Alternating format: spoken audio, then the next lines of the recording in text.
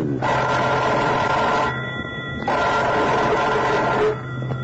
A mysterious killer is at large in the city, striking down rich and poor alike, and leaving no clue to his identity. Could you catch him? That is the problem on this page from my casebook. The casebook of Jerry Browning, private detective. I, Jerry Browning, private detective, don't care how savage a criminal I'm up against, just so I know who he is.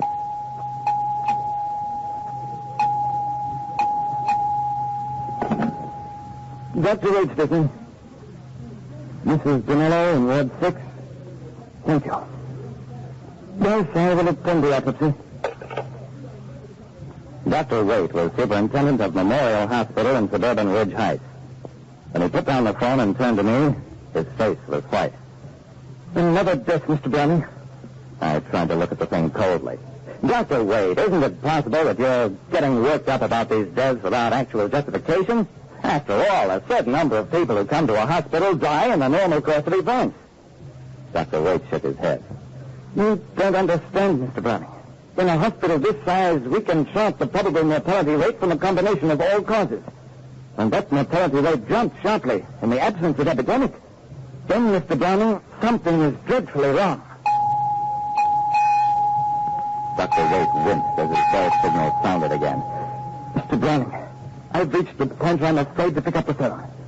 I am convinced that somebody is killing people here in a way I have never encountered before. I beg of you, Mr. Browning, find that killer.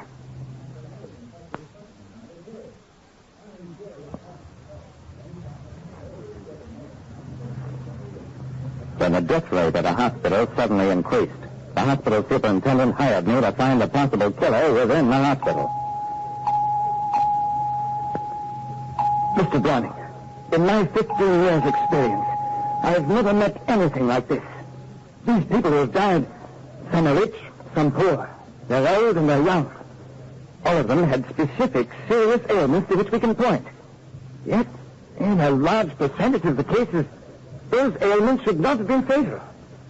Dr. Waite, you don't have a single employee or staff person who could have had contact with every one of the people whose deaths you suspect. I'm convinced that the killer is someplace at large, either in Ridge Heights or in the city.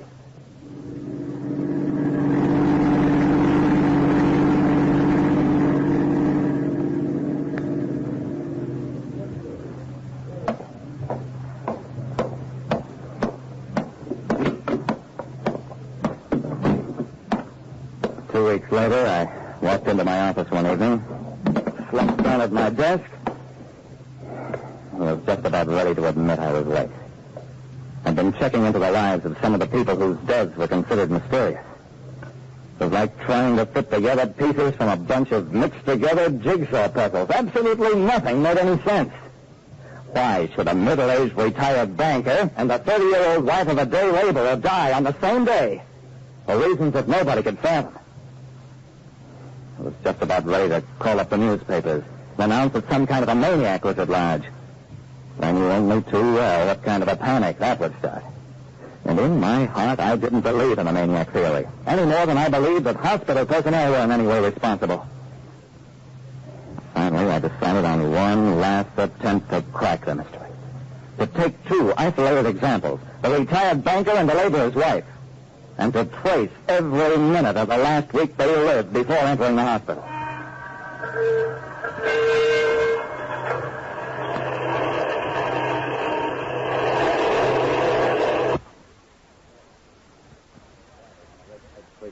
Because so far as I could learn, that was the only thing both the banker and the laborer's wife had done in common. They didn't live in the same districts. They certainly didn't eat at the same places. They didn't know any of the same people. But each had, for totally different reasons, ridden to the city and back on a Ridge Heights streetcar. It certainly wasn't much of a clue, but it was the only one I'd found in weeks. Ridge Heights is across the river, and to get there, the streetcar goes through a tunnel under the river, maybe half a mile long. The total time in the tunnel I clocked at not over 1 minute. I must have taken 20 rides on that streetcar back and forth without the remotest idea of what I was looking for until at 5:30 that afternoon.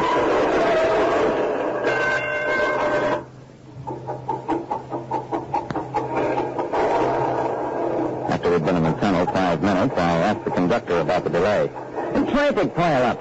Orders from the bridge overhead cross the tunnel exit make a traffic jam. Once in a while, hold us up as much as 10 minutes, whether it's 3, 4 streetcars in the tunnel. This tunnel was opened up only 3 months ago to speed traffic, but they want to fix the approaches, too. I nodded, went back to my seat, swallowed to equalize the pressure on my ears. Pressure? Could that possibly be the answer? I knew that men died at the bends as a result of underwater pressure, but that was men who worked hundreds of feet down under terrific pressures. It just didn't seem to be any other answer.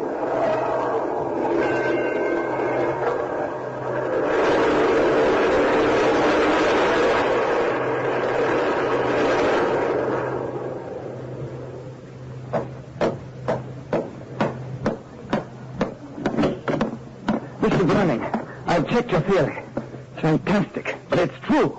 Doctor, there were 50 people in that streetcar easily. If the pressure in that tunnel can kill people, why have there been only a handful of deaths instead of wholesale slaughter? Because, Mr. Browning, it's required an extraordinary combination of circumstances.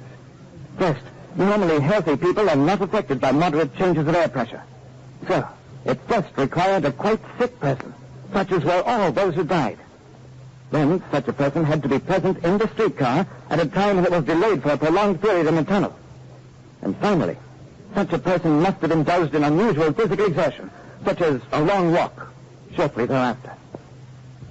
Well, that was a lot of things to put together.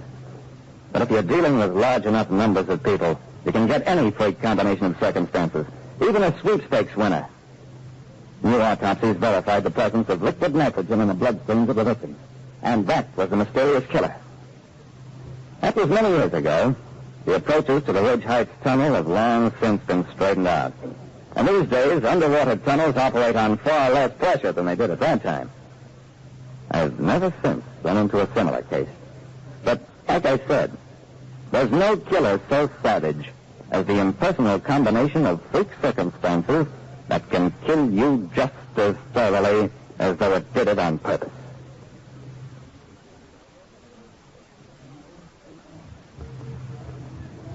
Listen next time to Calling All Detectives, mystery drama, mystery quiz, and a chance for you to match wits with yours truly, Jerry Browning, private detective.